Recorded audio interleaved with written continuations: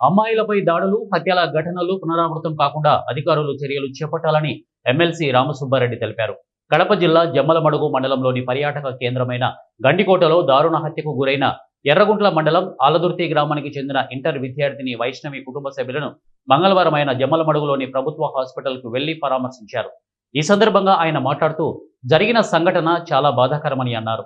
అమ్మాయిలకు ఇలాంటి ఘటనలు జరిగినప్పుడు కఠినంగా శిక్షలు ఉండాలని అన్నారు. ప్రభుత్వం, అధికారులు ప్రత్యేక నిఘా ఏర్పాటు చేయాలని అన్నారు. ఇలాంటి ఘటనలు పునరావృతం కాకుండా అధికారులు గట్టి చర్యలు తీసుకోవాలని వారు కోరారు. అమ్మాయిలకు ఎక్కడైనా కూడా ఇలాంటి చర్యలు జరిగినప్పుడు కఠినంగా శిక్షలు ఉండాలి. రెండు, సేఫ్టీ అనేది చాలా ఇంపార్టెంట్. ఇలాంటి సంఘటనలు మనకు ఒక ఎక్స్పీరియన్స్, చాలా సంఘటనలు జరుగుతూ ఉన్నాయి.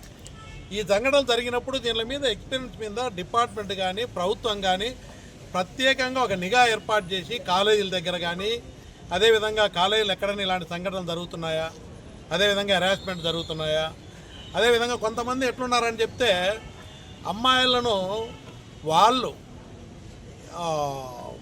బ్లాక్మెయిల్ చేసే విధంగా, బ్లాక్మెయిల్ చేస్తూ కూడా ఒకసారి పరిచయం అయితే బ్లాక్మెయిల్ చేసి అమ్మాయిలను వాళ్ళు లోపరుచుకునే విధంగా కూడా ఈ కార్యక్రమాలు జరుగుతున్నాయని తెలుస్తూ ఉన్నాయి.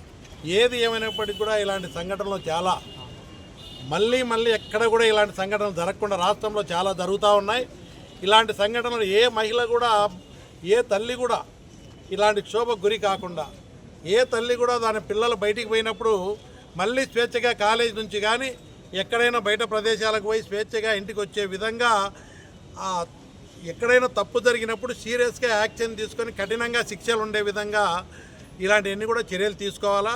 నేను పోలీస్ డిపార్ట్మెంట్ వారిని కూడా అడిగాము. పోస్ట్ మార్టం జరుగుతూ ఉంది. ఇంకా దానికి సంబంధించిన వివరాలు